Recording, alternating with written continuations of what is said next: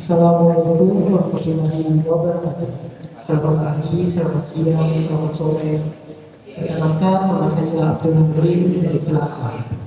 Dengan NIM 24121511008 dari Fakultas Keguruan dan Ilmu Pendidikan, Program Studi Pendidikan Guru Sekolah Dasar, Universitas Lampung Banjarmasin, Kalimantan Selatan.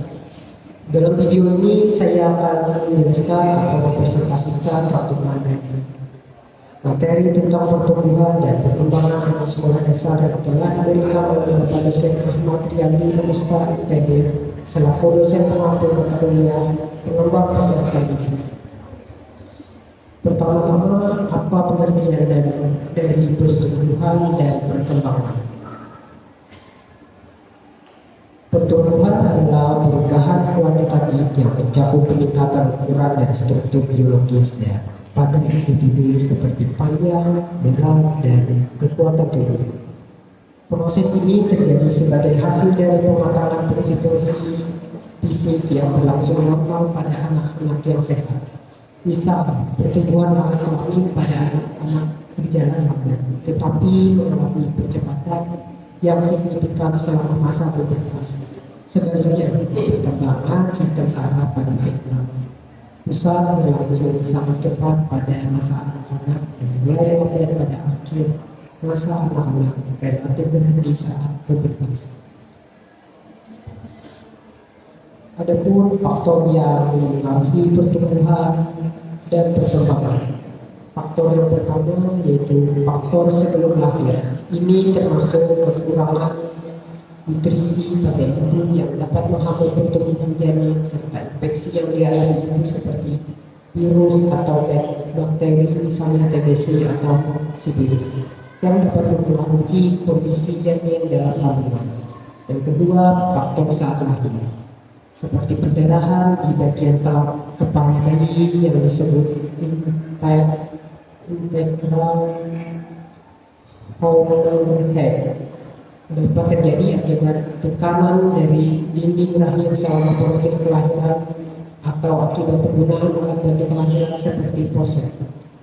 Dan ketiga, faktor setelah lahir seperti pengalaman traumatik seperti cedera pada kepala bayi atau infeksi otak seperti cerebral meningitis dapat mengganggu pertumbuhan kondisi kesehatan seperti malaria terbakan juga mengganggu pertumbuhan.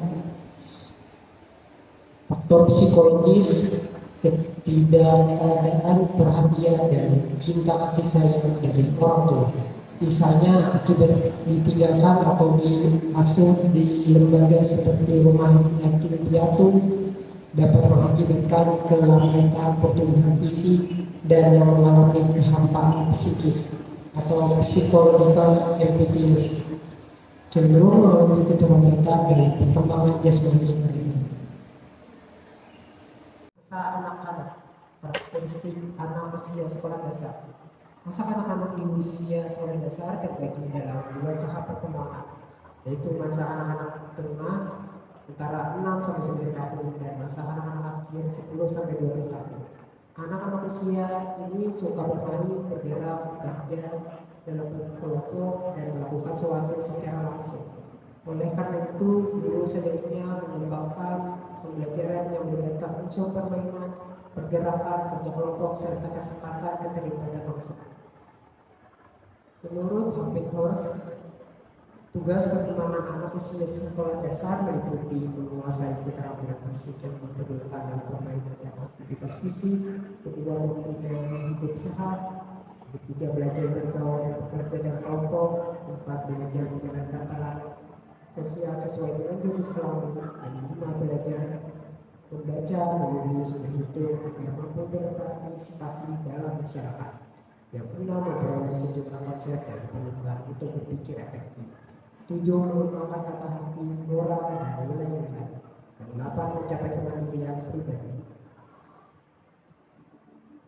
Adapun upaya mencapai setiap tugas perkembangan tersebut, guru dituntut untuk memberikan bantuan berupa 1. Menciptakan lingkungan mengajar keterampilan teman sebagainya sesuai Kedua, melaksanakan pembelajaran yang memberikan kesempatan kepada siswa untuk belajar bergaul dan bekerja dengan teman sebaya sehingga kepribadian sosialnya berkembang.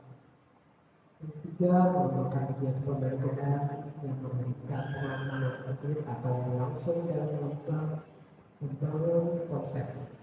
Yang keempat, melaksanakan pembelajaran yang dapat mengembangkan nilai-nilai sehingga siswa mampu menentukan hal yang stabil dan menjadi pegangan bagi diri. Ciri akhir masa akal. Label yang digunakan oleh orang tua, masa di mana anak cenderung ceroboh dan tidak mempedulikan perlakuan serta amalnya yang berantakan.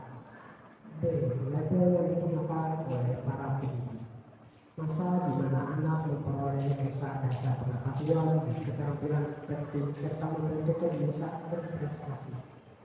C. Label yang digunakan ahli psikologi, masa di mana anak fokus pada diterima oleh teman sebaya, menyesuaikan dengan standar kelompok dan menentukan apakah ia menjadi kompromis atau kreatif. 2. Aspek perkembangan manusia pada tahap akhir masa akal. Perkembangan fisik. Ada beberapa perkembangan fisik yang berubah pada anak-anak seperti tinggi. Anak perempuan 11 tahun rata-rata memiliki tinggi 58 inci, sedangkan anak laki-laki 57,5 inci.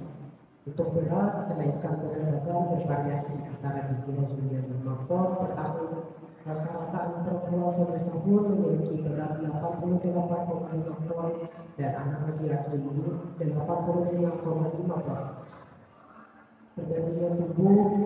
Wajah dan tubuh mengalami perubahan seperti dahi melebar, bibir bersih, lengan dan tungkai memanjang, perut tidak lagi buncit. Selanjutnya ada kesederhanaan. Anak cenderung kurang peduli pada penampilan dan lebih suka berpakaian seperti teman-teman. Selanjutnya perbandingan otak dan lemak. Jaringan lemak berkembang lebih cepat daripada otot, terutama pada tubuh endomorfik. Selanjutnya ada gigi. Anak pada awal pubertas umumnya memiliki 22 gigi tetap. Gigi kebijaksanaan atau gigi dewasa muncul selama masa remaja. B. Keterampilan menolong diri sendiri. Anak sudah bisa makan, berpakaian, dan mandi sendiri seperti orang dewasa. Menolong orang lain. Anak mulai memiliki inisiatif untuk menolong tanpa diminta.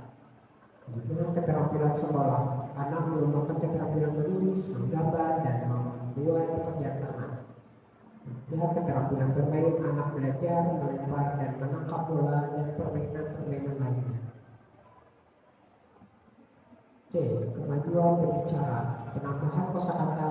Anak dari keluarga berpendidikan tinggi cenderung memiliki kosakata lebih luas, sedangkan anak dari kelompok sosial yang lebih rendah sering menggunakan kata-kata yang lebih kurang.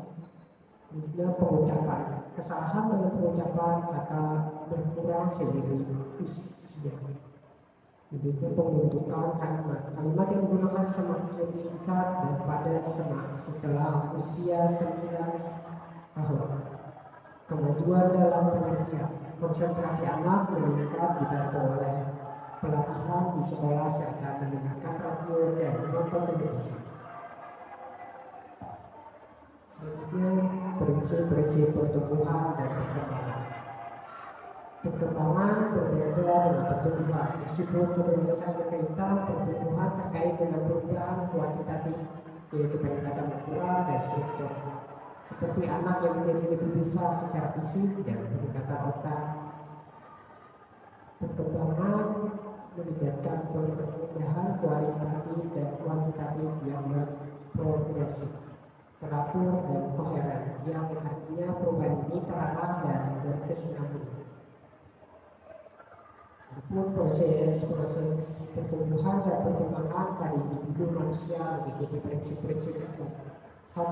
Tipe-tipe perubahan. Ada 4 tipe, yaitu perubahan dalam ukuran, perubahan dalam proporsi, hilangnya ciri-ciri masa lalu, perolehan ciri-ciri baru.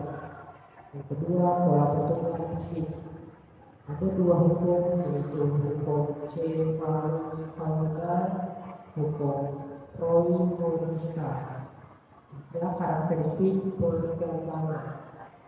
Ada empat, yaitu berlangsung dari yang umum ke khusus, berkesinambungan, setiap bentuk yang kecepatan pertumbuhan sendiri, kolerasi antara perkembangan awal dan selanjutnya. Empat, perbedaan individu. Lima, pola perkembangan bersifat periodik. Enam, tugas perkembangan dalam setiap periode. Selanjutnya ada prinsip-prinsip perkembangan menurut Harvard 1991. Adapun perubahan mulai dari pembuahan hingga kematian, di mana perubahan ini bisa menanjak mencapai puncak lalu mengalami kemunduran. B.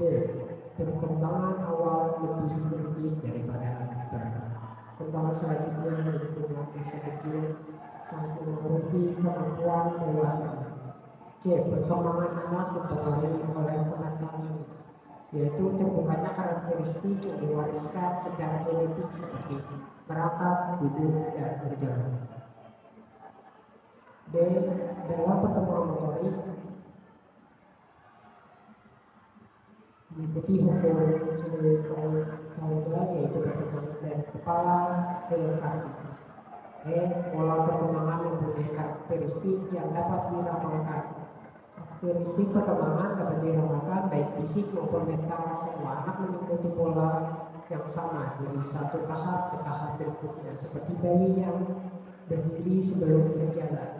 F. Terdapat perbedaan individu dalam perkembangan, walaupun pola perkembangan sama bagi semua anak. Setiap anak akan mengikuti pola yang dapat diramalkan dengan cara kecepatan sendiri. J. Setiap tahap perkembangan memiliki bahaya yang potensial. Pola perkembangan tidak selamanya berjalan mulus. Pada setiap usia mengandung bahaya yang dapat mengganggu pola normal yang berlaku. Itu dia presentasi video saya. Mohon maaf atas kekurangan atau kesalahan dan perkataan. Sekian, terima kasih. Wassalamualaikum warahmatullahi wabarakatuh.